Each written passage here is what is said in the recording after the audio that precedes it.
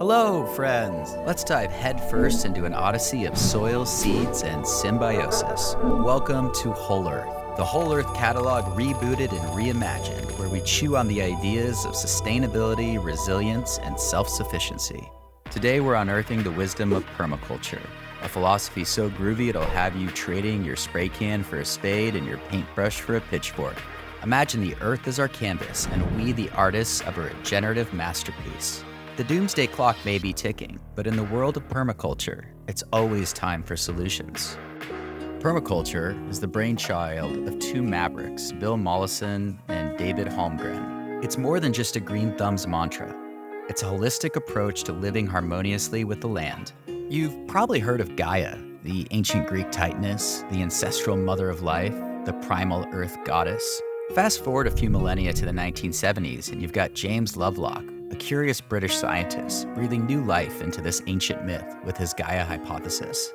The Gaia hypothesis suggests that living organisms on the planet interact with their surrounding inorganic environment to form a synergetic and self-regulating system. Picture Earth not as a passive blue marble, but a dynamic, self-regulating system maintaining a delicate balance to support life. Our atmosphere is so extraordinarily different, so reactive, and yet it stays constant for millions of years. Something must be regulating it. From the vast oceans to the humble soil underfoot, every cog in the wheel has a role to play in this grand spectacle. How does this cosmic concept link with permaculture? Well, my friends, the connection runs deep, deeper than the roots of an old-growth forest. Permaculture is all about designing our systems, our gardens, our communities, in a way that mirrors nature's principles. Just like Gaia, a permaculture system seeks to be a living, breathing, self-regulating entity. A permaculturist is like a humble conductor, weaving together elements of plants, animals, sun, water, and soil into a symphony of sustainability. Just as Gaia thrives on diversity and interconnectedness, so does a permaculture system. We value the bee as much as the tree, the fungus as much as the fern. We see waste not as an end, but a beginning, a resource to feed new life. The Gaia hypothesis, my friends, is like a compass guiding us towards a world where we're not the conquerors of Earth, but collaborators. It's a vision of a world where we don't just survive, but thrive. So buckle up and join me as we journey through the landscape of permaculture, taking lessons from Gaia, our greatest teacher.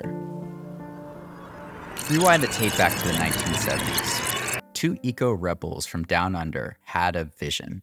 They saw a world where nature wasn't just a backdrop to human drama, but the director, the producer, and the star. Their ethos was simple, yet revolutionary. Care for the earth, care for the people, and a fair share for all.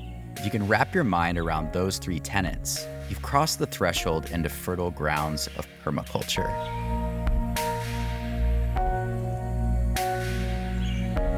It doesn't end there. These two eco-gurus laid down 12 principles of permaculture, guidelines to navigate our way back to the Garden of Eden. Principle 1, observe and interact. Picture yourself as a naturalist, notepad in hand, binoculars slung around your neck, braving the wilds of your backyard. Observing means peering into the secret life of plants, eavesdropping on the chatter of critters, and reading the braille of the soil beneath your feet. And interacting, that's rolling up your sleeves and getting dirt under your nails and dancing with the rhythm of nature's drumbeat. Principle 2, catch and store energy. Imagine yourself as an energy squirrel, storing sunlight with your solar panels, packing wind into your turbines, hoarding rainwater with your barrels. This principle is about harnessing the elements when they're abundant and keeping them in our back pocket for lean times. Principle 3, obtain a yield. This is nature's barter system. You give care, time, and attention, and she showers you with juicy tomatoes and crunchy cucumbers and a horde of wild berries. It's a sweet deal if you ask me, and one that keeps on giving. On to principle 4. Apply self-regulation and accept feedback. Nature's classroom doesn't come with an exam timetable, tests pop up unannounced, and report cards come in the form of thriving plants or a dead pile of leaves. The trick is to learn from every outcome, to tune into the feedback, to see failures as stepping stones and success as a path to follow. Principle 5. Use and value renewable resources and services. Mother Nature's like an eccentric billionaire, giving us wind and sun and rain and rhythmic seasons. She offers these renewable resources on a silver platter, and it's our duty to use them wisely. Principle 6. produce no waste. In nature's vocabulary, the word waste doesn't exist. What we call trash, she calls dinner for worms, fertilizer for plants, and life for the next cycle. We've got to emulate her, striving to turn our waste into wealth. Principle 7, design from patterns to details. The universe loves patterns. The spiral of the snail shell, the vein in the leaf, the branches in the river, they all bear testament to this love affair. As permaculturists, we become artists, emulating these patterns in our designs, transforming landscapes into living masterpieces. Principle 8, integrate rather than segregate. Nature is the ultimate webmaster, linking the bee to the flower, the predator to the prey, the tree to the fungi. This principle teaches us to see systems, not isolated parts, to value the web, not just the spider. Principle 9, use small and slow solutions. Speed isn't always a winner in a race towards sustainability. Like the formation of a pearl or the growth of a mighty oak, slow and steady often wins the race. It's about taking small steps, making gradual changes, and being patient with the process. Principle 10, use and value diversity. Nature hates a monoculture. She loves a good mix, a vibrant array of species, a hodgepodge of life forms. Diversity means resilience, a safety net against pests, disease, and uncertainty. Principle 11, use edges and value the marginal. The beach where the ocean kisses the sand, the forest edge where the trees whisper to the meadow. These are nature's hotbeds of creativity. In permaculture, we value these spaces, nurturing the edges as much as the center. Finally, Principle 12, creatively use and respond to change. Change is the universe's only promise. It's not about holding onto the past or fearing the future, but embracing the flux, surfing the waves of transformation and turning it into an ally, not an enemy. These principles, my friends, are not just rules, but guiding stars on a journey towards sustainable living and towards harmony with the natural world. Now let's travel from theory to terra firma to see how the philosophy sprouts from the ground up.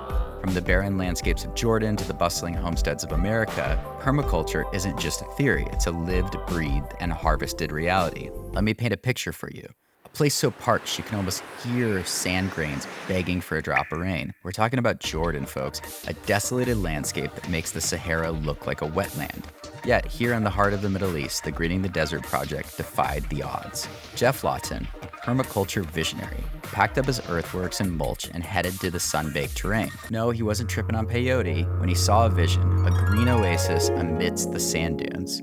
With the principles of permaculture etched in his mind and a bit of dirt under his nails, he began to toil. His tools, swales to catch the sparse desert rain, hardy native plants to cover the scorched earth, and a stubborn refusal to accept the impossible. The outcome, a lush and verdant Eden that not only blossomed with life, but gave the local community a lifeline, a source of food, fodder, and inspiration. My breakfast, my lunch, 3 months I didn't visit the city or the near village to bring food. I have cabbage, eggplants, tomato, potato. I think the message is green your place if you wanna live safe. We destroyed a lot of things. We damage a lot of things, and this is the time to correct all the mistakes. Now let's hitch a ride across the globe to the Pacific Northwest, the Bullock Brothers homestead, a 35-year-old experiment that's a testament to the power of patience, observation, and a bit of good old-fashioned elbow grease. Nestled in the Orca Islands, this 25-acre plot is more than just a homestead. It's a living, breathing, yielding example of what happens when humans don't just coexist, but cooperate with nature. From nutrient-rich forests that echo the forest floor to the intricate water systems mimicking nature's hydrologic cycle, this place is a permaculture utopia. Plus the town we grew up in, there was a lot of old fruit trees. It was a mission town in California, San Luis Obispo, where there was fruit trees that had been there for years that just would produce so much without any care. And you could get an apricot off a tree that hadn't been cared for 20 years, 30 years, 40 years, go to the supermarket and buy an apricot that tasted terrible. So we started thinking, you know, if these things are going to do it by themselves, maybe we can sort of assist these things to do that by themselves, which is one of the basic tenets of permaculture. The Bullock brothers are like the three musketeers of permaculture, blending their skills in agriculture, horticulture, and an appropriate technology to transform a patch of land into a symphony of sustainability.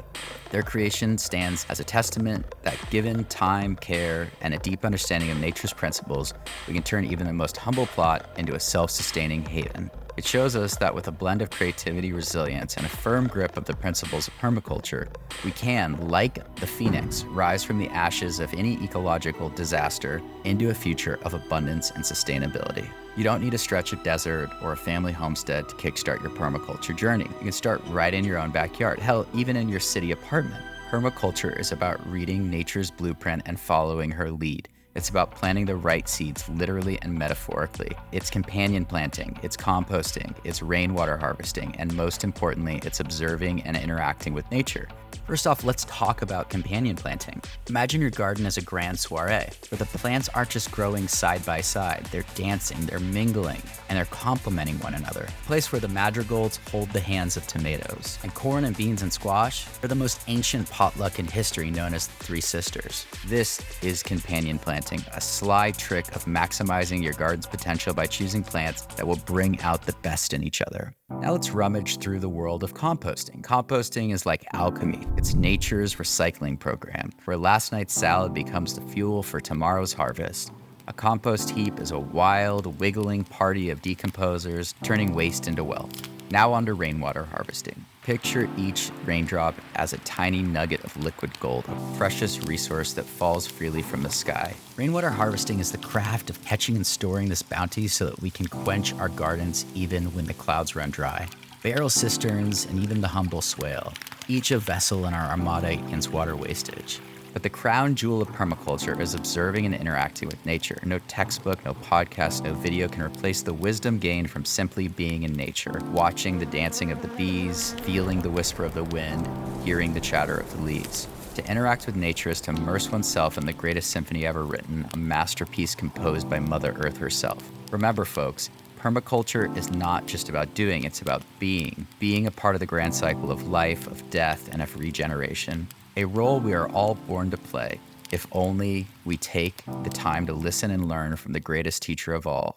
To start this trip, you're gonna need some tools. Think compost bins, rain barrels, a trusty set of garden tools, and knowledge. Knowledge is your compass. For those of you hungry to learn more, Permaculture, a designer's manual by the old wizard himself, Bill Mollison, is a good one, and Gaia's Garden by Toby Hemingway. Or perhaps you're interested in a permaculture design course or an online forum. Because my friends, a journey of 1,000 miles begins with a single step. Whether you're starting a compost bin or planting a small food forest or simply learning a bit more about permaculture, I challenge you, dear viewer, to take the first step. Permaculture is more than just a gardening technique. It's a blueprint for sustainable and self-sufficient living, a map back to the harmony with our precious earth. Thanks for tuning in, my fellow Earth dwellers. If you like this journey through the world of permaculture, do me a favor and hit that like button and share the love. Subscribe for a few more tips down the rabbit hole of sustainability and self-sufficiency with Whole Earth. Stay tuned, stay curious, and keep your hands dirty.